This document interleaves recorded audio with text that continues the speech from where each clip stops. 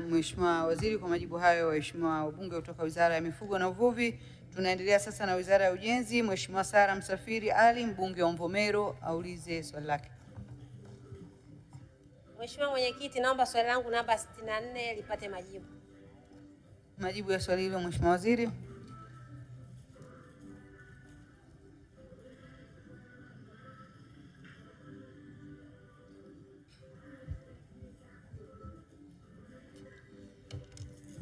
Mheshimiwa Mwenyekiti, napenda kujibu swali la Mheshimiwa Sara Msafiri Ali, mbunge wa Mvomero kama ifuatavyo. Mheshimiwa Mwenyekiti, barabara ya Kipela Mlali Nyandila Luwale Kikeo hadi Kisaki inajumuisha barabara ya mkoa ambayo inaanzia Sanga Langali Luwale Kikeo yenye urefu wa kilomita 59.16 inahudumiwa na Wakala wa Barabara Tanzania TANROADS.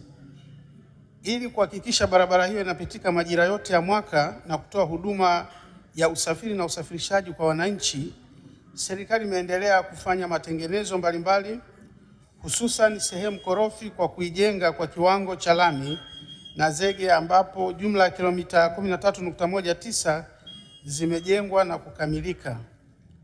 Aidha, serikali pamoja na hatua hizo, serikali inaendelea kutafuta fedha kwa ajili ya kufanya upembuzi yakinifu na usanifu wa kina wa barabara hiyo ili kuijenga kwa kiwango cha lami. Asante Mheshimiwa Mwenyekiti. Mheshimiwa Sara Msafiri Ali.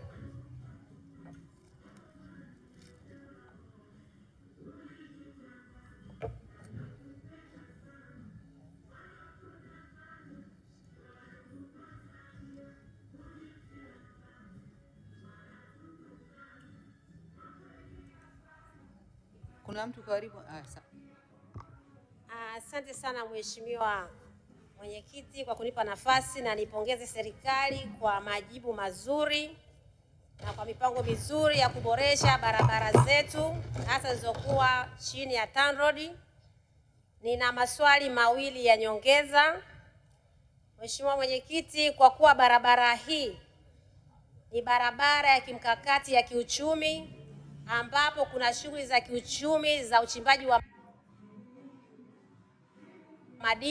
madini ambayo yanategemewa sana kwenye viwanda vya tiles jiji la Dar es Salaam na mkoa wa Pwani.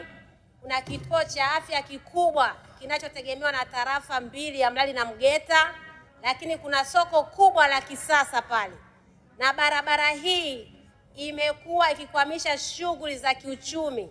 Je, serikali haioni ipo haja sasa ya kutenga fedha kwa ajili ya kufanya feasibility study ili barabara hii ya kilomita 59 ijengwe kiwango cha lami?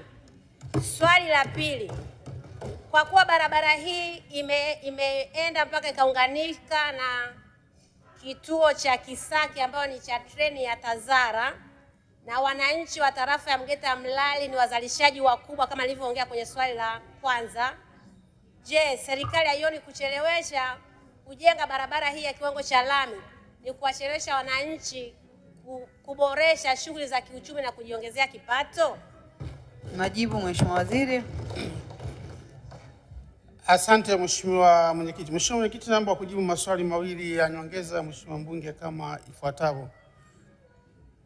Mheshimiwa Mwenyekiti, tunakubali kwamba barabara hii ni barabara muhimu sana kama alivyoisema kwamba kuna shughuli nyingi za kiuchumi ikiwepo madini, kituo cha afya, lakini pia kuna soko, na ndio maana Mheshimiwa Mwenyekiti tumesema tunahakikisha inapitika muda wote, na yale maeneo ambayo yamekuwa yanakwamisha basi tunayaboresha kwa kuyajengea lami ama zege. Lakini pia katika jibu langu la msingi tumekiri kwamba tunatafuta fedha ili tuweze kuifanyia upembuzi yakinifu na usanifu wa kina, ikiwa ni maandalizi wa kuijenga hiyo barabara kwa kiwango cha lami. Na kuhusu swala lake la pili kuhusu kuunganisha na Kisaki, Mheshimiwa Mwenyekiti, nakiri kwamba hii barabara ndio inayounganisha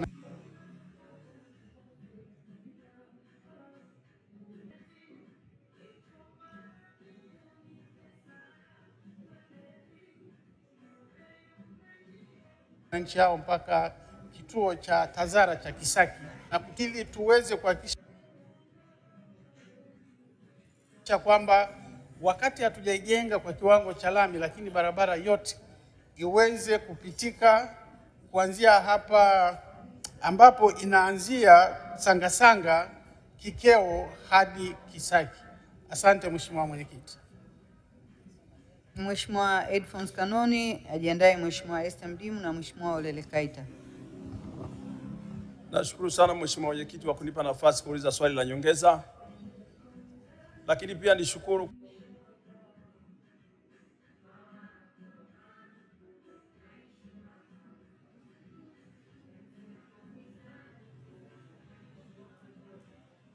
kwa kupata mradi wa barabara ya kutoka Matai kwenda Kasesha ambayo imeendelea kusuasua, ili waweze kufaidika, watapata ajira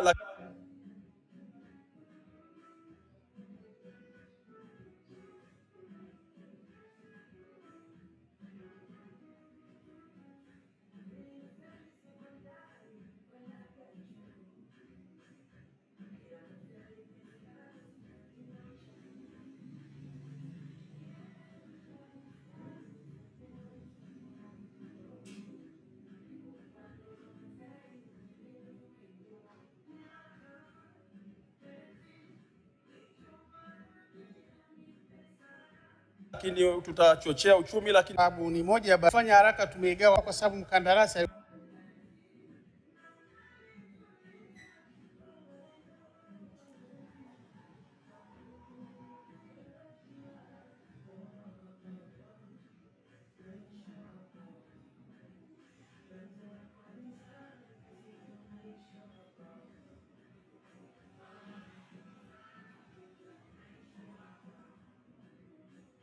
kwa sababu mkandarasi alikuwa anadai, tumeshamlipa, na mkandarasi kipande cha pili tuko tunafanya maandalizi na jengo kwa kiwango cha lami.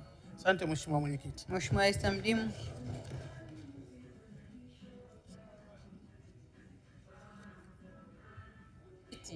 mpaka Singida iko kwenye ilani. Je, ni lini serikali itaka Singida iko kwenye ilani? Je, ni lini serikali itajenga kwa kiwango cha lami? Mheshimiwa Mwenyekiti, ni kweli barabara iko kwenye kiwango cha lami.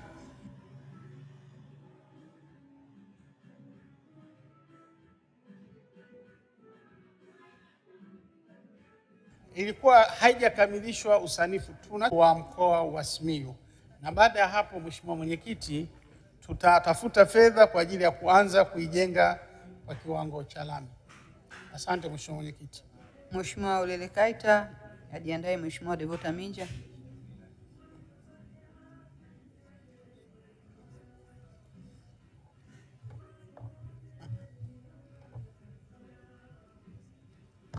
Mheshimiwa Mwenyekiti, nakushukuru. Mheshimiwa Waziri, barabara ya Kibaya Kisima kilomita 50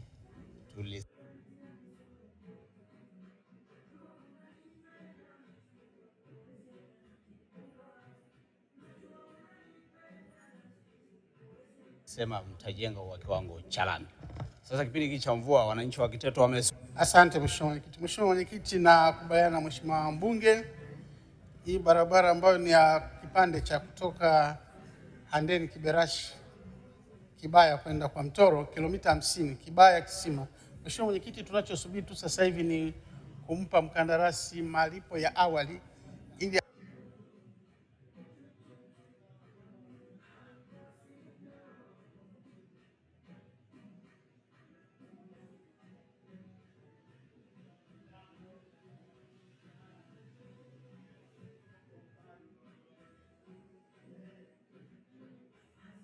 aweze kukijenga hicho kipande cha kilomita 50. Mkandarasi yuko hazijaunga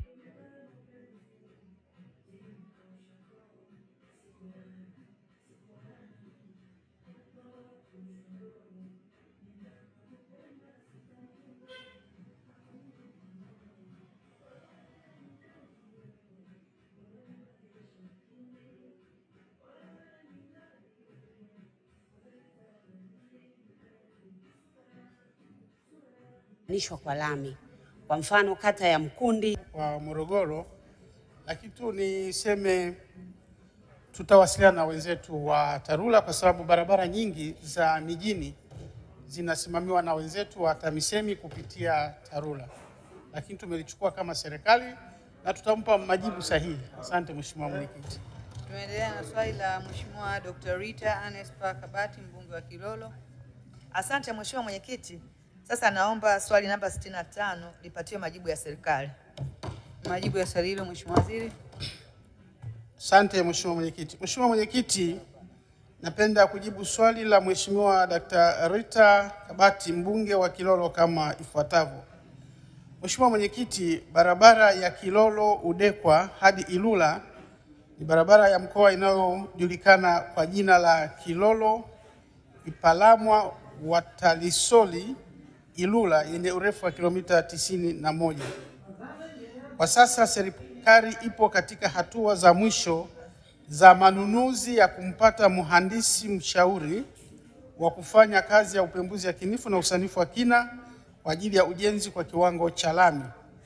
Baada ya usanifu kukamilika na gharama za ujenzi kujulikana, serikali itatafuta fedha kwa ajili ya ujenzi. Asante Mheshimiwa Mwenyekiti.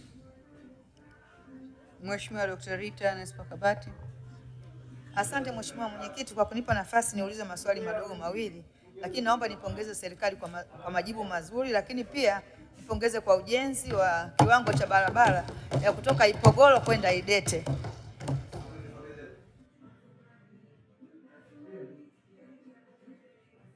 Kwa kuwa barabara hii ni muhimu kata ya Kisinga, kata ya Ukwega, kata ya Udekwa na kata ya Ilula.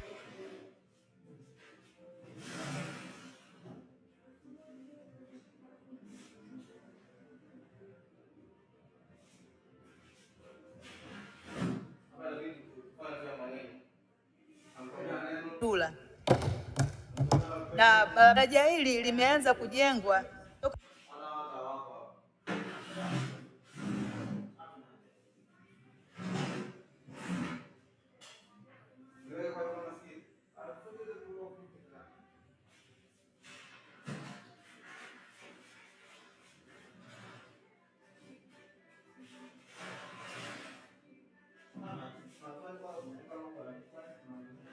tarehe 15 mwezi wa pili, kwa kuwa barabara inayotoka Kibaoni inapita Ukumbi, Kitoo hadi Ihemi, Iringa DC. Ni barabara ya kiuchumi mkubwa na inapitisha magari makubwa sana ya mbao. Sasa kutokana na ubovu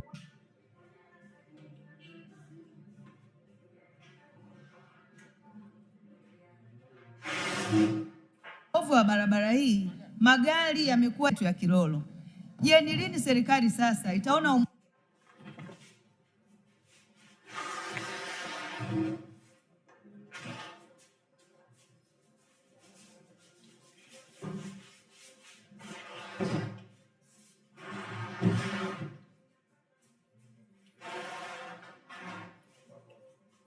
muhimu kuboresha hii barabara ili Kilolo iweze kupata mapato yao yote? Kwa kuipongeza serikali kwa kukamilisha kujenga barabara Kilolo hadi kutoka Ipogoro hadi Kilolo yenye urefu wa kilomita 33 kwa kiwango cha lami.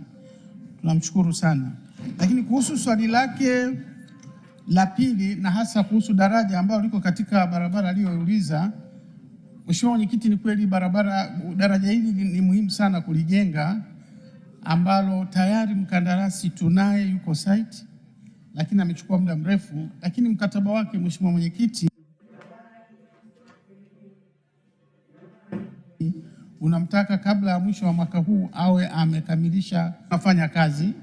Daraja lenye gharama ya kama bilioni 2 milioni 800 ili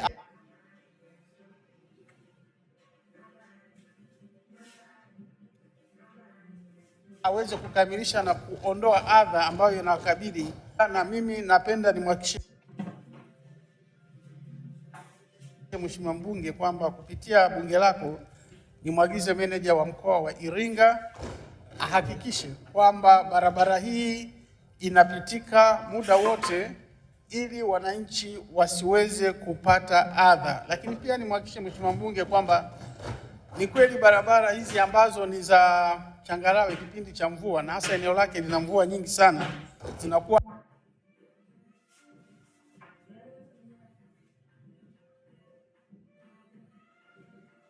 na changamoto, lakini meneja ahakikishe kwamba barabara hii. Mwenyekiti, naomba kuuliza swali. Ni lini barabara ya inayounganisha wilaya tatu kwa maana ya Tabora mjini, Uliankuru na jimbo la Uyui itajengwa kwa kiwango cha lami, ambapo wananchi wengi wanahitaji lami ili waweze kunufaika na huduma hiyo? Majibu Mheshimiwa Waziri. Samahani Mheshimiwa Mwenyekiti, simsikia amesema Tabora mjini mpaka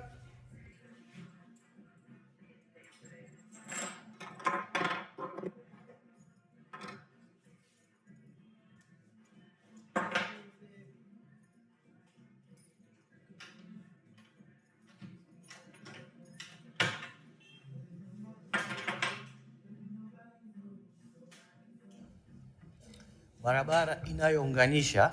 Na kwa kweli serikali ina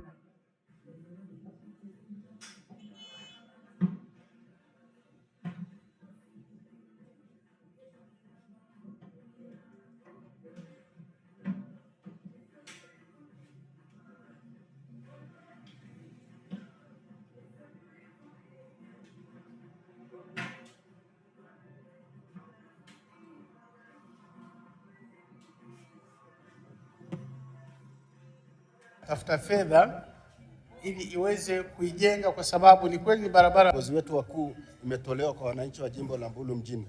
Je, ni lini barabara hii itaanza kujengwa kwa kiwango cha lami? Majibu Mheshimiwa Waziri.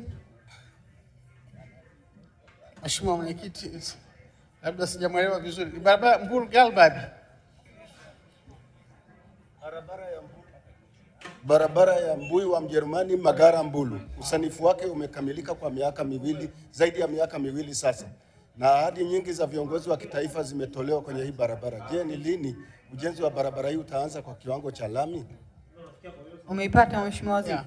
Majibu. Asante Mheshimiwa Mwenyekiti.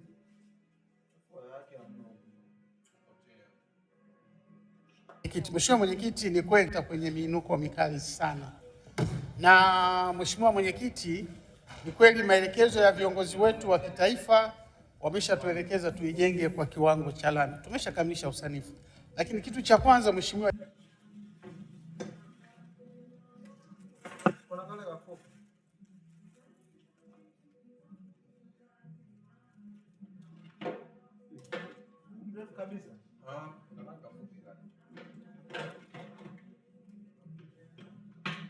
ilikuwa ni kujenga kwanza daraja ambalo lilikuwa ni korofi, daraja la magari ambalo tulishalikamilisha.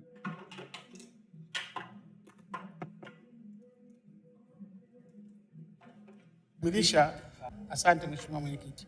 Mheshimiwa Mwenyekiti, kwa kuwa barabara ya Mwigumbi Maswa inakarabatiwa angalau kila mwaka, mwaka juzi imekarabatiwa, mwaka jana imekarabatiwa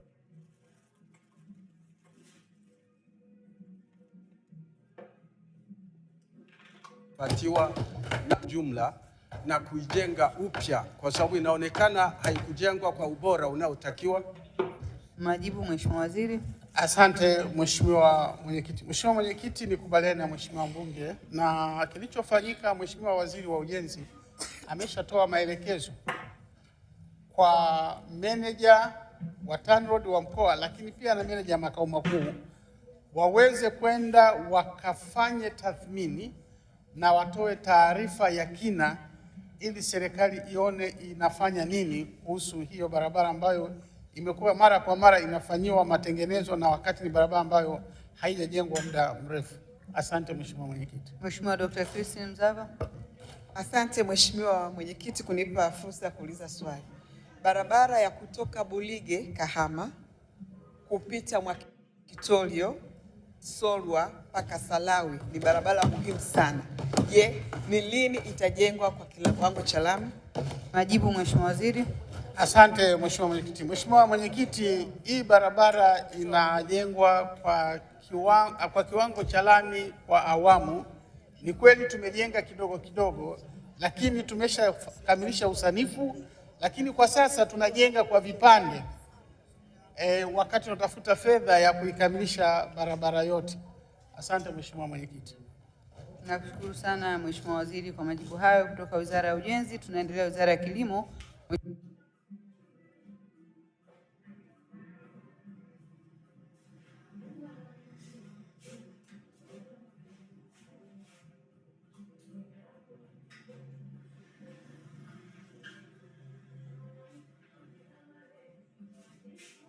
Mheshimiwa John Stefano Luhende, mbunge wa Bukene, aulize swali lake.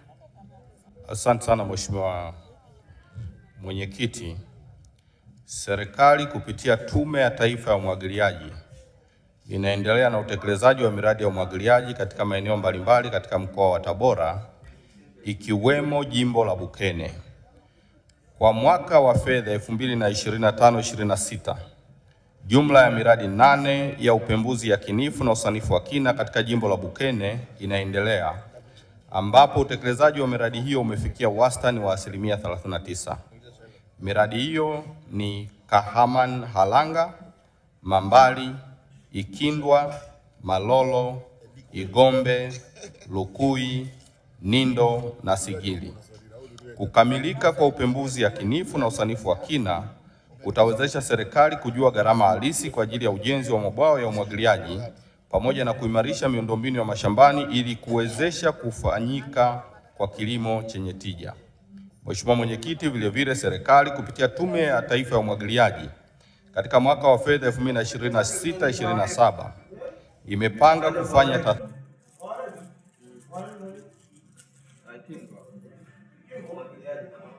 tathmini katika eneo la Kisasiga kuwa katika mipango ya serikali kwa ajili ya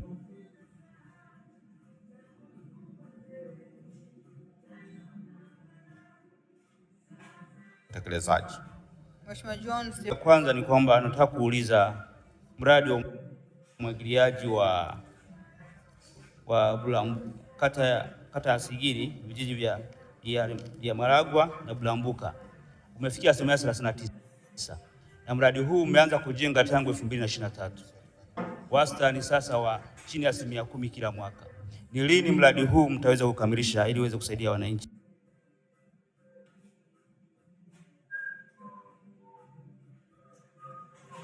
Katika shughuli za kilimo. Swali la pili, ni lini mtaanza ukarabati wa bwawa lililoko katika kata ya Kahama ya Haranga ili liendelee kusaidia wananchi walioko huko katika shughuli za kilimo, ufugaji pamoja.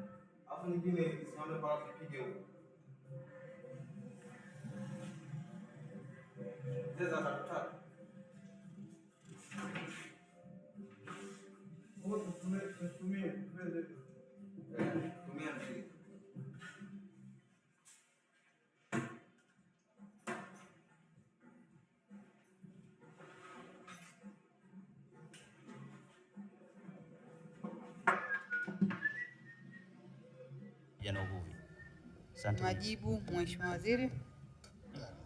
Tulishaiweka katana.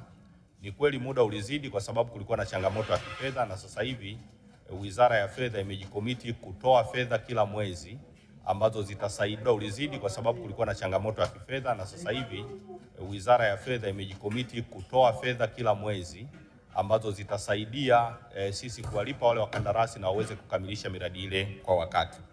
Kwa hiyo jibu hilo la kwanza ndilo linaloambatana na vile vile katika mradi wa bwawa la Kahama Mlanga, kwamba kwa sababu sasa tuna uhakika kwamba kutakuwa na flow nzuri ya kupata fedha, maana yake miradi hii sasa tutakuwa Ashiri Mtima.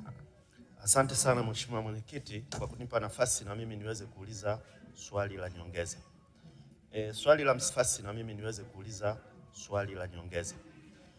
Swali la msingi linahusu skimu ya wenyeji inayojulikana kwa jina la Mkoga Cherahani, inapatikana kata ya Isakalilo.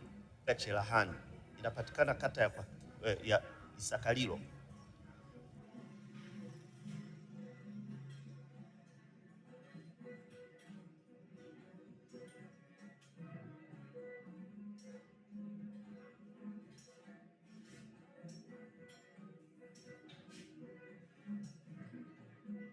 Hii skimu ni mshukuru vile vile mbunge wa Iringa mjini bwana, tuko tayari kufanya ukarabati,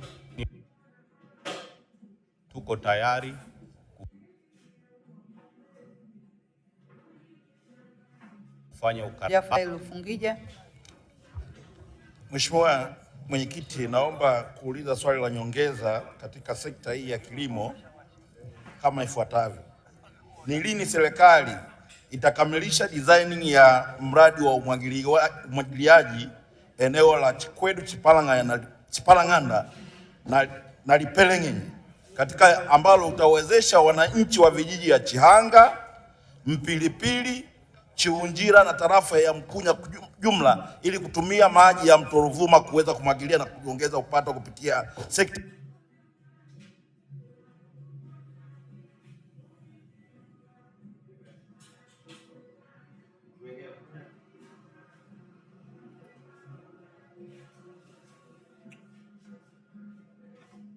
ya uzalishaji ya kilimo? Ni magumu kidogo, lakini miradi yote hii sisi kama serikali tulishapewa maagizo na Mheshimiwa Rais kuingiza katika mipango, kuifanyia upembuzi yakinifu na usanifu wa kina ili tupate gharama halisi, na baada ya hapo tuweze kuitangaza ili iweze kufanyiwa kazi. Kwa hiyo at least kwenye swala la miradi ya umwagiliaji, kwa sababu ni ajenda kubwa ya serikali ya awamu ya 6, niseme tu kwamba haya ni maelekezo ya Mheshimiwa Rais na sisi jukumu letu ni kutekeleza. Kwa hiyo nimuondoe tu shaka Mheshimiwa mbunge kwamba tunalifahamu na kazi inaendelea. Asante.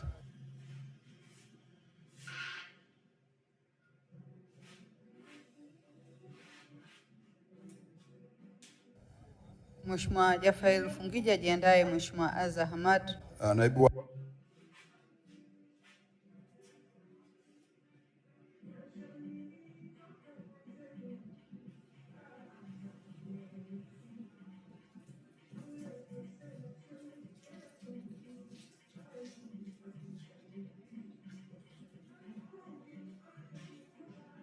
Waziri, jimbo la Uliankuru kuna mradi wa bwawa la umwagiliaji moja na bwawa miradi ambayo Wizara ya Kilimo kupitia Tume ya Taifa ya Umwagiliaji tumepanga kuitekeleza kuanzia mwaka wa fedha unaokuja.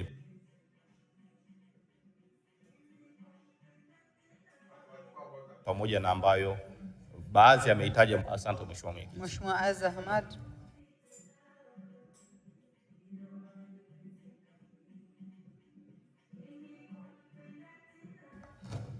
Nakushukuru Mheshimiwa Mwenyekiti kwa kunipa nafasi niweze kuuliza swali la nyongeza.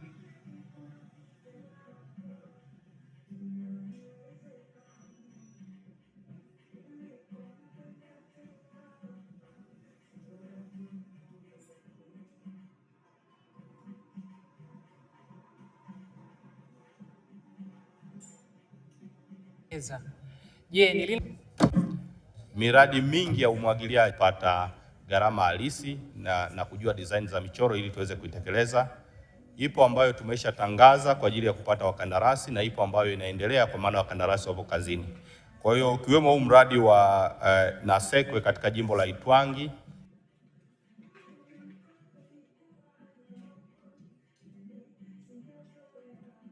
ni sehemu ya miradi ambayo tunamalizia upembuzi yakinifu ya umwagiliaji. Asante Mheshimiwa Mwenyekiti.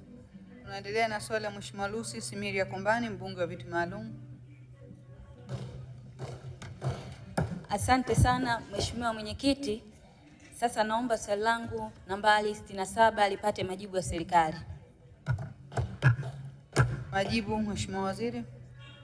Asante sana Mheshimiwa Mwenyekiti.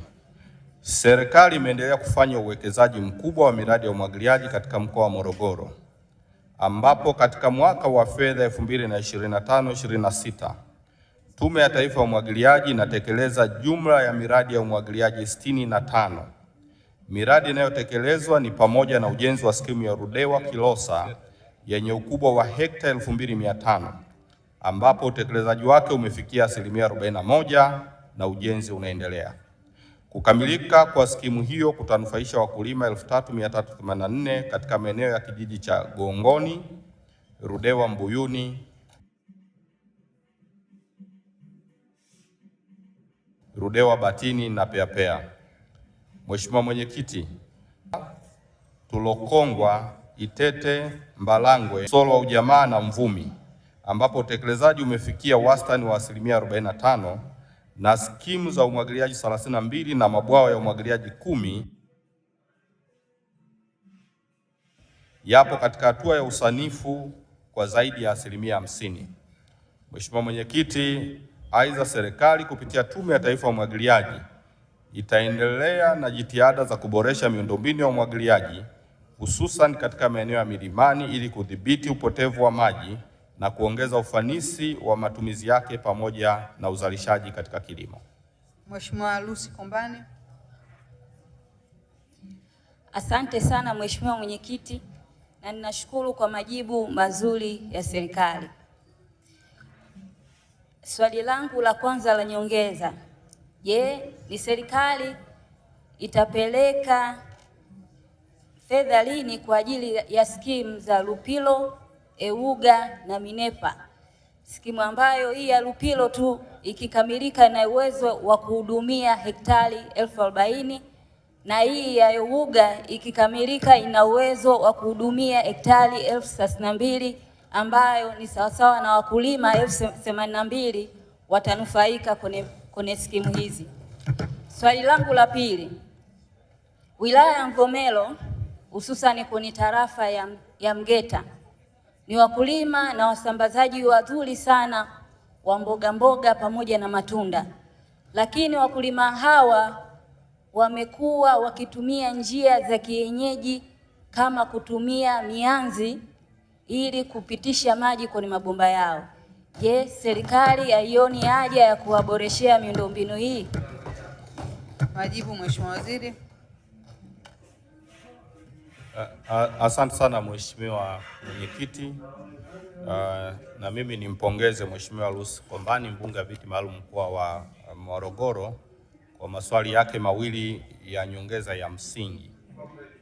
Jambo moja ni kwamba kuhusu skimu ya Lupilo na Luhuga kwamba lini tutapeleka fedha, nimwambie tu kwamba skimu hizi zipo katika mpango wa fedha wa mwaka unaokuja vile vile kuhakikisha kwamba zinaendelea kutekelezwa. Kwa hiyo tuko katika hatua za mwisho za kuhakikisha kwamba fedha inashuka katika maeneo hayo. lakini kwenye tarafa ya Mgeta katika jimbo la Mvomero amesema wananchi wanatumia mianzi kama sehemu ya mabomba kupeleka maji, na ameiomba serikali kuhakikisha kwamba tunaboresha mradi huo. Nimthibitishie tu kwamba mradi huo tayari tumeshatuma wataalamu wanaofanya upembuzi yakinifu kwa ajili ya kwenda kuboresha ule mradi ili wananchi wale sasa wapatiwe miundombinu bora na ya kisasa. Asante sana Mheshimiwa Mwenyekiti. Mheshimiwa Haidar Sumri, ajiandae Mheshimiwa Josephine Kapoma. Nikushukuru sana Mheshimiwa Mwenyekiti.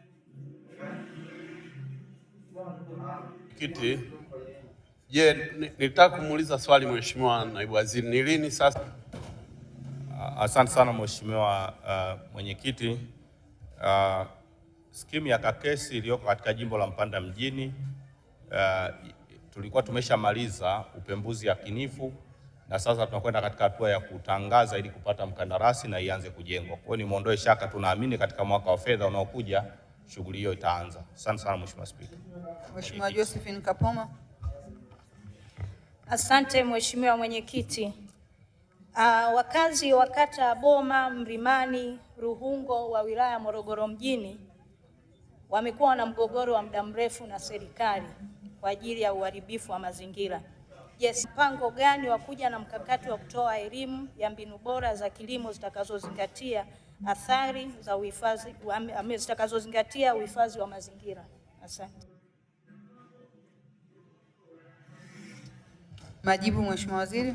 Asante. Mkakati wa serikali ili kuhakikisha kwamba wananchi hawaendelei kuharibu mazingira ni pamoja na kuhakikisha kwamba tunajenga miundombinu bora na ya kisasa kwa maana ya mabwawa na schemes, ili wananchi wale tukisha wapanga na kuwaonyesha maeneo ambao wanafaa kufanya kilimo chao, manake hawatakuwa na nafasi ya kwenda kuharibu mazingira katika maeneo mengine. Lakini la pili, tutaendelea kupeleka timu kwa ajili ya kuelimisha wananchi umuhimu wa kutunza mazingira, kwa sababu sisi mazingira ndio ambayo yanatusaidia kupata vyanzo bora vya maji, ambapo sasa miradi yetu ndio maeneo ambayo tumekuwa tukiitekeleza. Asante sana Mheshimiwa Mwenyekiti. Asante sana Mheshimiwa Waziri, na kushukuru kwa majibu hayo ya waheshimiwa wabunge kutoka Wizara ya Kilimo. Tunaendelea na Wizara ya Maendeleo ya Jamii, Jinsia, Wanawake na Makundi Maalum. Mheshimiwa Mariam Madalu Nyoka, mbunge wa viti maalum, swali lake itaulizwa kwa niaba na Mheshimiwa Mariam Azan. Asante Mheshimiwa Mwenyekiti, kwa niaba ya Mheshimiwa Mariam Nyoka, mbunge wa Ruvuma, naomba swali namba 68 lipate majibu ya serikali. Majibu ya swali hilo Mheshimiwa Waziri.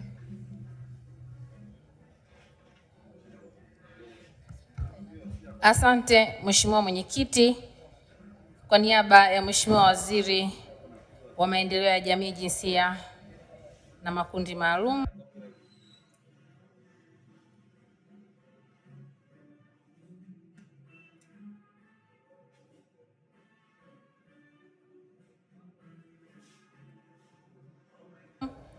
nipende kujibu swali la Mheshimiwa Mariam Nyoka, mbunge wa wanawake kiuchumi kwenye mikoa yote, ambapo kwa mkoa wa Ruvuma jumla ya vikundi vya kiuchumi 9430 vya wanawake vimeshasajiliwa na usajili unaendelea. Baada ya usajili wa vikundi hivyo, mikakati ifuatayo inaendelea ili kuimarisha viweze kukidhi kupata mitaji. Kutoa elimu na mafunzo ya ujasiriamali ili vikundi viwe na uwezo wa kuendelea kujiendesha na kutekeleza miradi yenye uendelevu inayokuza ajira na kuongeza kipato. Lakini vile vile kutoa elimu ya mikopo ikiwemo ile isiyo ya riba kuanzia iliyopo kwenye mamlaka za serikali za mitaa na kwenye taasisi za umma na binafsi. Kuendelea kurasimisha biashara za vinaendelea kuelimishwa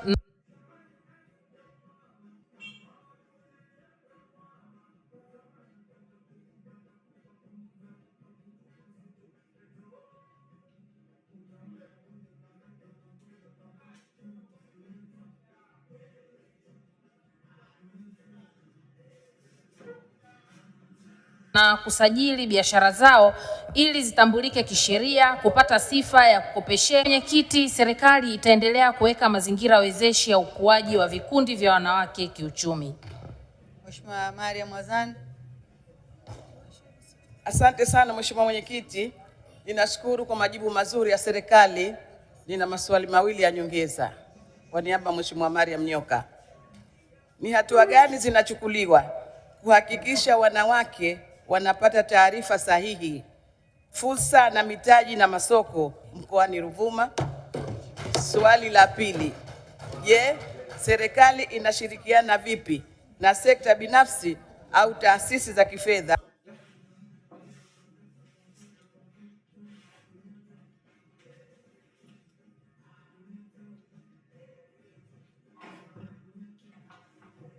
kuongeza fursa za masoko hapa nchini? Asante Mheshimiwa. Nipende kujibu maswali yako mawili. Kwanza, taarifa namna ambavyo wanawake wanapata kuhusiana na hii mikopo. Kwanza, sisi kama wizara tuna kitengo cha habari ambacho kinafanya kazi kwa weledi mkubwa, kinatoa taarifa katika mitandao ya kijamii, na sisi kama viongozi wa wizara tunaendelea kuongea mara kwa mara kwenye vyombo vya habari ili wananchi wote waweze kupata taarifa. Lakini vile vile katika mikutano mbalimbali ya vijiji, katika maeneo ya kata, kule tunao maafisa wetu wa maendeleo ya jamii na wenyewe wanashiriki katika mikutano ile ya shughuli zao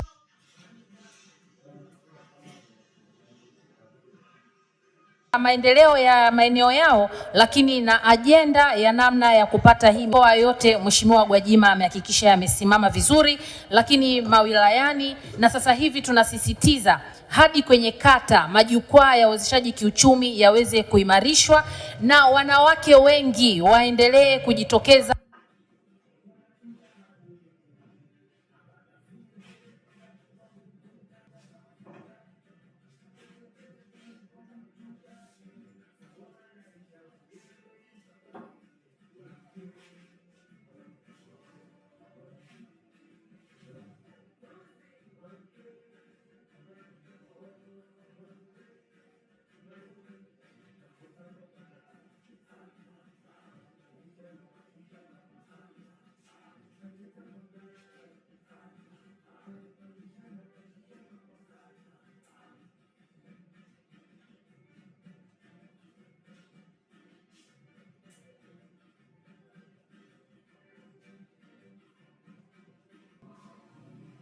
kujiunga, kwa sababu ni wanawake wote wanastahili wakurugenzi. Yani tunake wa mkoa wa Ruvuma. Mheshimiwa Mwenyekiti, ninampongeza sana Mheshimiwa Mariam Nyoka. Amekuwa akifuatilia sana swala la kuhakikisha